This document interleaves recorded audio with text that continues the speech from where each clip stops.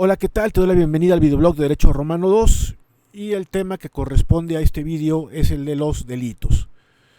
No se les olvide que el viernes es la entrega del caso y ofrezco una disculpa muy atenta porque no fui claro en el paso número 4. Me había ido con la finta de que teníamos acceso a las fuentes de García Garrido, a sus libros, y no, estamos en un momento de hándicap en el cual pues no podemos accesar a ellos. Dicho esto, pues hicimos las precisiones en el chat de WhatsApp. Si alguien no las ha visto, le sugiero que lo vea de tal suerte que ya no haya dudas. Y además tener presente que este caso es de práctica, precisamente si hay errores, nos sirve para llegar bien pulidos al caso final. Acuérdense que el curso termina el 22 de mayo. Esto hubiera sido como un equivalente a un segundo parcial o una forma para acreditar los criterios, valga la redundancia, de la evaluación, es decir, del rendimiento durante el curso. Pero ya llegaremos a la fase final después del 22. Estaremos al tanto de las indicaciones que nos dé la dirección. Lo importante de esto es lo que ya veo que han desarrollado algunos, que incluso ya han mandado el caso, el desarrollo intuitivo del derecho romano y el desarrollo de la lógica tópica sobre todo. La capacidad que algunos ya están desarrollando para poder abstraer, que no era lo propio de los romanos, pero sí lo propio de nuestro derecho moderno, y ahí la necesidad de estudiar el derecho romano y vincularlo con el derecho actual, es decir, la capacidad de abstraer para poder llegar a instituciones como actualmente se encuentran reconocidas en los códigos contemporáneos. Por eso el método este nos obliga a extraer de manera abstracta el concepto de una obligación.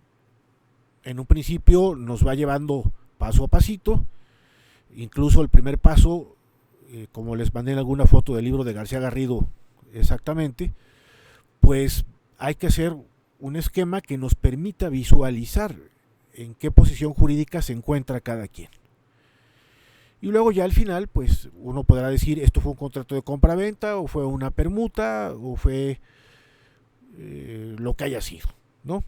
Ustedes ya lo van a poder inducir. Y finalmente, la fórmula pues nos da unos pasos lógicos para poder desarrollar precisamente la litis. Ojo, preguntas recientes, al principio se nombra el iudex. Y luego sigue la intentio, que es la actio, que se va a ejercitar. No se les olvide la demonstratio. Hay una condenatio, que es lo que va preparando lo que eventualmente va a ser la sentencia. Dicho esto, pues espero que todos tengan éxito en el caso. Como les digo, esto es una práctica. La idea es perderle el miedo al caso que vamos a hacer de manera final y que no va a diferir mucho en cuanto a la dificultad. También se los daré con un lenguaje en español y el latín, pero procuraré esta vez tampoco irme otra vez con la finta de García Garrido y dejarlo en un español que a lo mejor en los 70s era más frecuente. A García Garrido además le gusta el humor, hay un poquito de sentido del humor en la forma en la cual él sintetiza los casos. Bueno, lo haré un poquito más digerible, más asimilable por parte de ustedes. Dicho esto, pues entramos en materia. Cuando hablamos de delitos en derecho romano, pues siempre llama la atención que no sea lo que actualmente entendemos como delitos en derecho penal. Hay algo en común, que son conductas contrarias a derecho y que son sujetas a una responsabilidad jurídica. De hecho, todo delincuente en la actualidad tiene que responder por la vía civil de los daños que ya ha cometido. En la actualidad, bueno, el Código Nacional de Procedimientos Penales tiene previsto cómo debe de ejercitarse esa posibilidad. La reparación del daño, y luego se ha desarrollado una tendencia, que en este sexenio poco se ha hablado de ella, que era la justicia restaurativa. No bastaba con pagar daños y perjuicios. la reparación que solía abrirse por la vía civil, sino que hay algo más, y es el caso de reparar el buen nombre de la víctima. La víctima tiene un protagonismo muy importante en el sistema acusatorio adversarial, que es el que todavía está vigente, no obstante el retroceso que implicó la reforma del artículo 19 constitucional. Esa reforma en la cual algunos delitos que ya había quedado claro que no eran graves, volvieron a hacerlo. No eran graves en cuanto a la penalidad, de tal suerte que la persona que se presume delincuente pues pueda defenderse durante el proceso acudiendo al tribunal y no padeciendo de una limitación a su libertad en un centro de reclusión. Un problema que se había diagnosticado en el año 2008, cuando se hace la reforma, es que la gente en los centros de reclusión, en los centros de internamiento, pues se confundían entre procesados y sentenciados. Y esto es algo que no debía de suceder. No sé en la actualidad qué pase, aunque tenemos una ley de amnistía que en el contexto de la pandemia, pues prácticamente no tuvo oposición para que llegase a tener vigencia. Antes de la pandemia, mucha gente tenía temor a una amnistía generalizada. Si ya de por sí, cuando Miguel Ángel Mancera había sido jefe de gobierno aquí en la Ciudad de México, pues él temía que hubiera preliberaciones en virtud de beneficios de una aplicación retroactiva no perjudicial de muchos de los internos y de muchos de los procesados en los centros de reclusión. Esto no sucedió porque, para empezar, uno requiere de un abogado que sea capaz de presentar todos los escritos que sean necesarios para obtener esa preliberación. Algunos sí se habrá beneficiado, pero no de la manera masiva que decía Mancera. Ahora bien, en plena pandemia, sobre pretexto de que no se contagiasen los internos, pues se promulgó una ley de amnistía que además se confunde con indultos. Esto no es materia de derecho romano, ya se los precisará algún profesor en derecho penal o el profesor de derecho constitucional. El indulto hace referencia al perdón a quien ya está sentenciado, y esta ley de amnistía habla de sentenciados indistintamente de los que se encuentran apenas sujetos a proceso. Esto es algo complicado, no me refiero de entenderlo, sino de explicarlo no tanto a ustedes que son conocedores del derecho, pero sí a la gente común y corriente que va a decir, bueno, estos señores ¿por qué han sido preliberados o por qué se les ha perdonado la pena que tenían que cumplir? Realmente sí ha sido algo muy cuestionado, pero bueno, ya está en el derecho positivo, desafortunadamente no hubo oposición y habrá que hacer frente a esto de tal suerte que esperemos se rectifiquen muchas conductas en el actual régimen, sobre todo con un enfoque criminológico más sensato. El sistema acusatorio adversarial intentaba rectificar errores que tenía el sistema penal antes, pero no fue suficiente.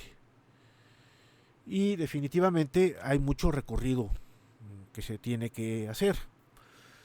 El Código Nacional de Procedimientos Penales, pues, fue una auténtica mezcolanza de muchos criterios, hubo mucha gente que intervino en su redacción y le faltó la uniformidad que tiene que tener un texto jurídico moderno.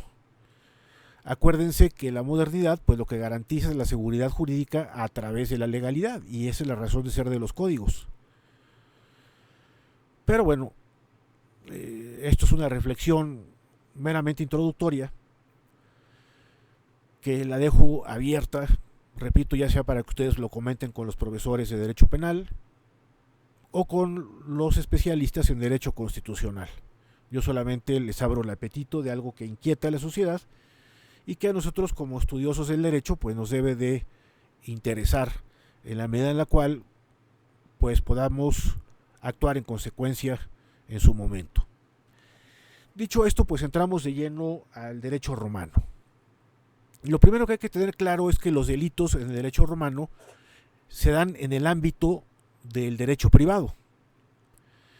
Y esto es la primera precisión que tenemos que hacer para distinguirlos de los delitos actuales. En todo caso, lo más parecido a los delitos actuales son los crímenes, que estos se conocían por el jus publicum. Un crimen podía ser que alguien decidiera cargarse un acueducto, o violentar el templo de Júpiter, o matar a un pretor,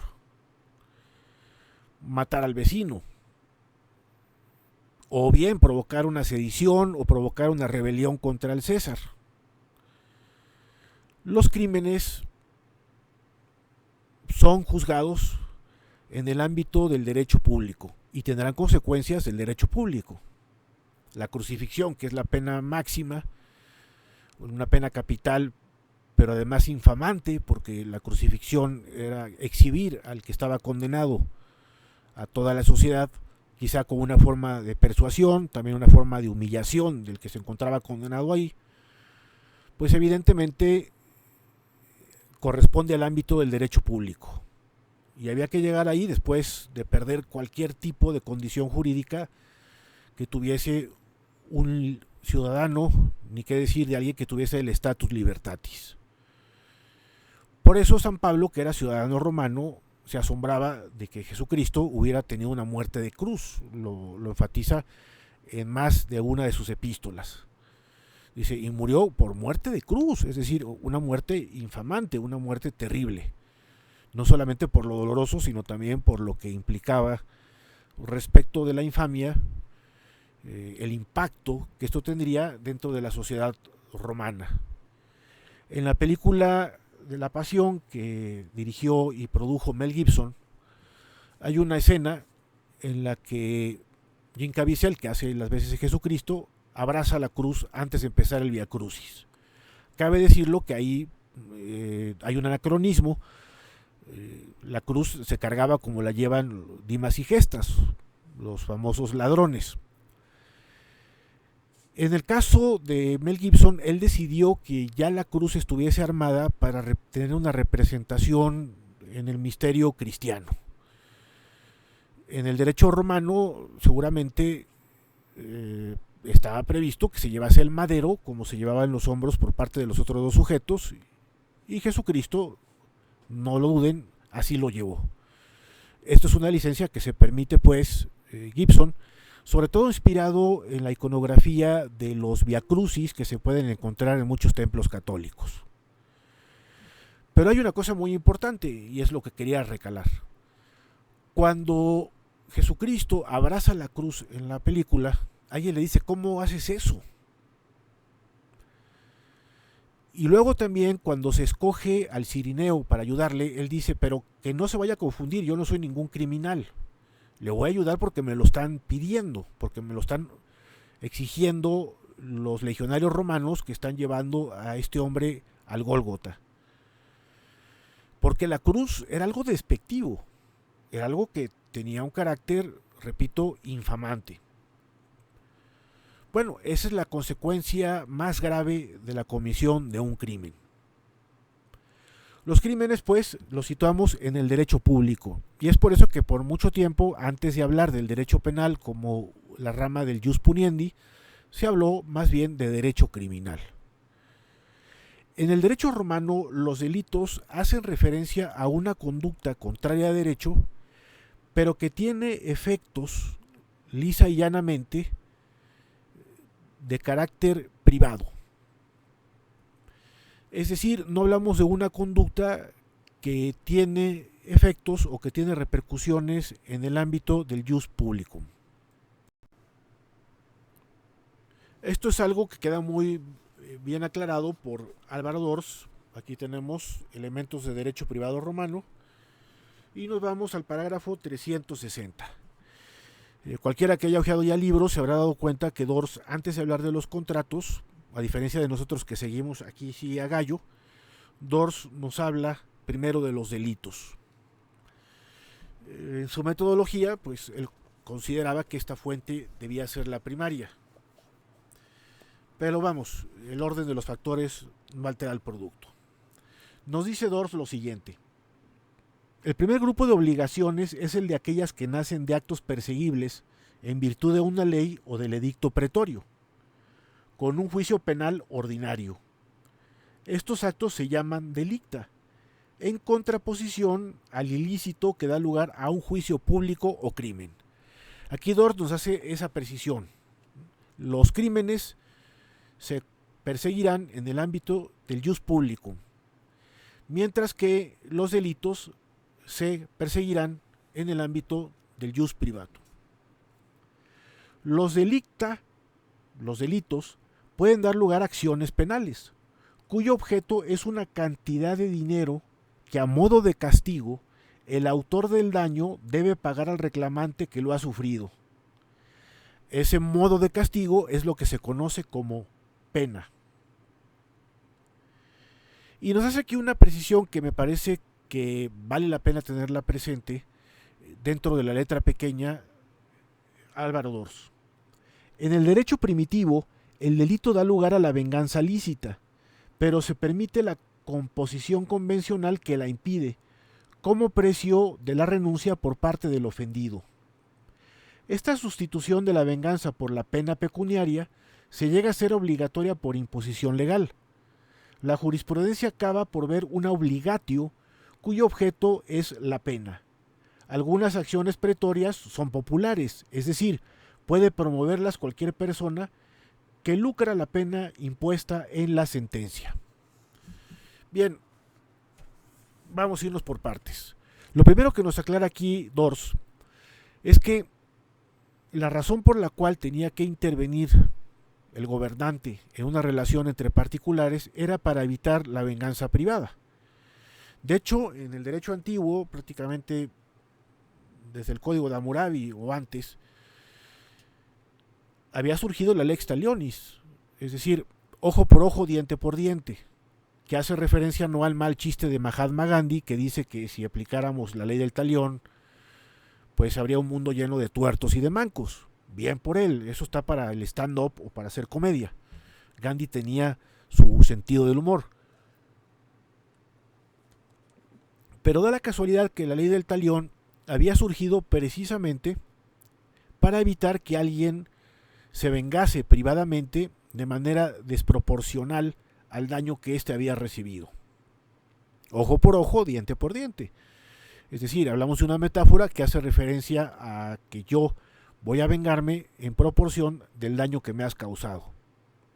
Es evidente que el derecho romano evita la venganza privada y que va previniendo cómo los particulares van a resolver los conflictos de carácter patrimonial que se han dado principalmente por el hecho de un daño.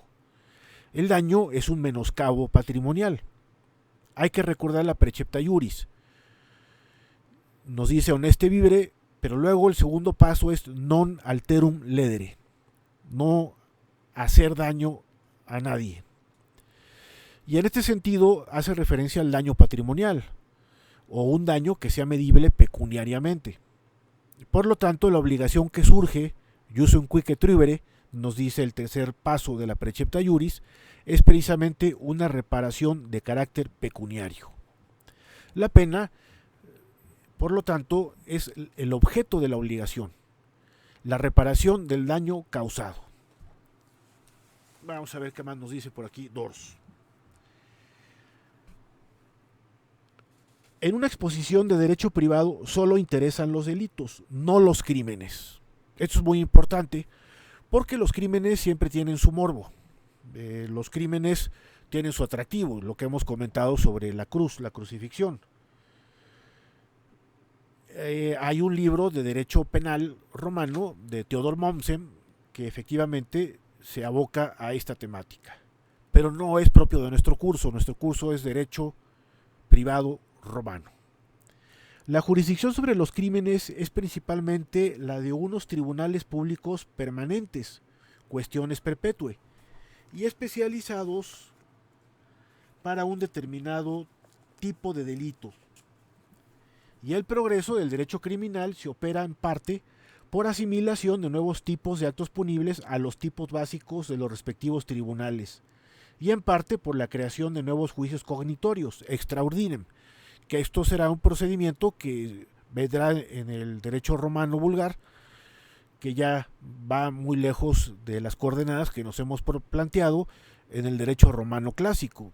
Esto está muy lejos del procedimiento formulario, que es el que aquí nos ha entretenido. Solo en la última época clásica empezaron a interesarse los juristas por el derecho criminal. A este desinterés de la mejor jurisprudencia romana por el derecho de los crímenes y las penas se debe que el derecho penal romano fuera poco ejemplar y excesivamente condicionado por contingencias histórico-políticas. De esa imperfección se resienten también los intentos de reconstrucción sistemática modernas.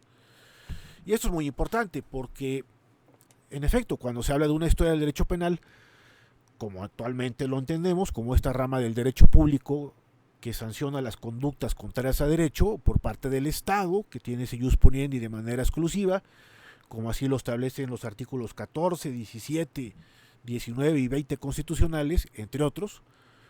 Bueno, poco se puede abrevar del derecho romano. El derecho penal pues va cuajando en el derecho medieval. Por ejemplo, en las 7 partidas de Alfonso X el Sabio, la séptima habla de derecho criminal y se aproxima un poco a lo que luego ya, después de la influencia del marqués Cesare de Beccaria, estaremos hablando de conductas punibles tipificadas, es decir, definidas por el legislador de una manera dogmática en un código que es de derecho sustantivo. Pero vamos, repito, eso es propio del derecho penal moderno y como nos dice Álvaro Dors, pues poco o nada se aprende del derecho romano como un precedente o como algún antecedente de carácter histórico. Un gran error que cometen muchos historiadores del derecho es pensar que el derecho romano que el derecho en general se ha dado por causa y efecto. No necesariamente. Aquí Dors es muy sutil cuando dice que estaba condicionado por contingencias histórico-políticas. Esto lo dice, repito, con una clase admirable. Y está muy claro que no podemos deducir de aquí que el derecho penal contemporáneo tenga que ver con el derecho penal romano. ¿A qué se refiere entonces el ámbito de los delitos del derecho privado romano que nos ocupan como fuente de las obligaciones? Pues nos dice en el último párrafo, antes del parágrafo 361, es decir, todavía en el 360, lo siguiente. Los delitos del jus civile consisten en agravios privados, bien de carácter patrimonial, una sustracción que se llama furtum, o daño, daunum, de cosas ajenas, bien de carácter personal por lesiones corporales u ofensas morales que los juristas clásicos abarcan con el término genérico de injuria. Pero el pretor amplió notablemente este cuadro de los delicta mediante la concesión de acciones in factum. Por eso habrá cuasi delitos, porque efectivamente no estamos hablando de los tipos penales actuales. En materia de derecho penal no podemos hacer analogía ni tampoco podemos resolver algo por mayoría de razón. Lo que no distingue el legislador no tiene por qué hacerlo el particular. El juzgador, en todo caso, tendrá que ver que los hechos se ajusten a la conducta prevista en el tipo penal. Y para eso están los jueces penales. Tienen que compulsar, pues, los hechos y las pruebas que le expone el perseguidor del delito, que es el Ministerio Público, con lo que se encuentra previsto en el código sustantivo, el código penal respectivo. En el derecho romano privado esto no es así. Hay algunas conductas que se fueron clasificando. Era lo mismo que decíamos con el caso de los contratos innominados. No es que hubiese fórmulas de contratos en un código, no hay tal código. Vamos a encontrar un libro de texto que llegó a ser obligatorio, que son las Institutas de Justiniano. Pero de ninguna manera ese lo podemos equiparar a los códigos actuales. Si alguien habla del término códex, hace referencia al libro. No me refiero yo al códex, que es una recopilación de decretos imperiales dentro del corpus juris, sino me refiero al término genérico de códex como sinónimo de libro. De ahí que luego se hablará de código en la actualidad, algo que vendrá a finales del siglo XVIII. Pero que quede claro, no es que exista un código penal de derecho romano clásico, en absoluto. Y en el caso de las fuentes de las obligaciones, pues vemos que algunas se fueron generando jurisprudencialmente o en su caso por parte del pretor otorgando actio in factum, acciones propias del pretor acorde al caso. En el caso de los crímenes públicos, nos hace una precisión en el parágrafo 361 dors, presuponen la malicia de quien los comete, es decir, el crimen presupone el dolo, y nos habla de la scientia dolo malo, y por eso no es capaz de delinquir quien nos capax doli. Sin embargo, la jurisprudencia interpretó la palabra injuria de la lex aquilia de damno para tipificar el delito culposo. Por otro lado, se considera como autor punible no solo el que cometió personalmente el acto doloso, sino también el instigador y el que coopera materialmente. ¿Esto qué quiere decir?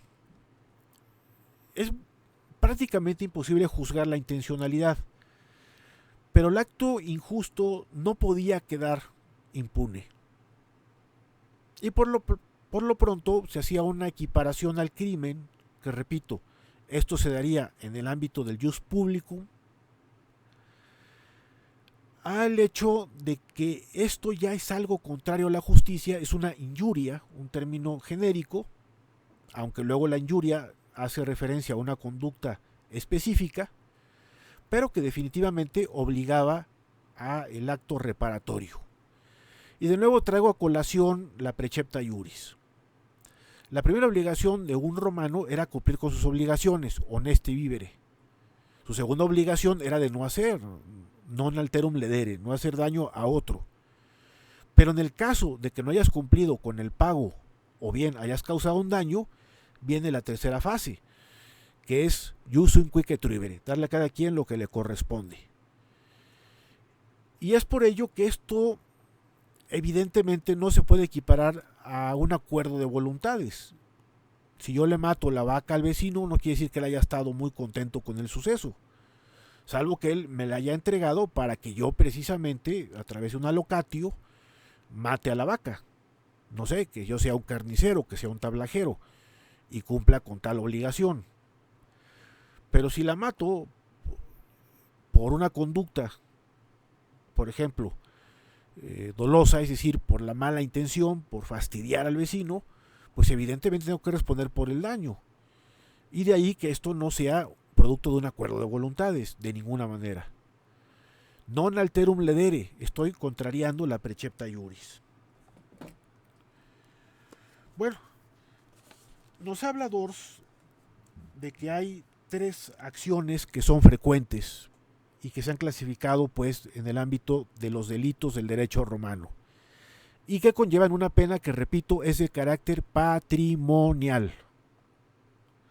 No hay privación de la vida de una persona, no hay privación de la libertad de una persona, no hay castigos corporales de una persona. Eso está en el ámbito del derecho criminal, que está, repito, dentro de las coordenadas del jus publicum. Y aquí estamos en el ámbito del jus privatum. Pues bien, las tres conductas más generales son el furtum, que es lo que nosotros le llamaríamos robo, el damnum, lo que le llamamos daño, menoscabo patrimonial, y la injuria, que implicaría agresiones a la otra persona, tanto en palabra como físicas. Y bueno, estos son pues las tres fuentes más importantes desde la perspectiva de la noción de delito, de obligaciones. El parágrafo 368 define qué es el furtum y nos dice Dors lo que sigue. El furtum constituye el prototipo de delito privado que da lugar a una obligatio penal. Penal, ¿por qué? Porque hay pena, pero estamos en el ámbito del derecho privado. No nos confundamos ya. El furtum consiste en el apoderamiento ilícito y clandestino. Furtim precisamente viene de furtividad, clandestinidad, de una cosa mueble ajena. Por lo tanto, se entiende que el furtum es contra la voluntad de su propietario. El vecino tiene una vaca, me llevo la vaca, la sustraigo en contra de su voluntad. Le estoy causando un daño patrimonial porque él está perdiendo la propiedad sobre ese semoviente.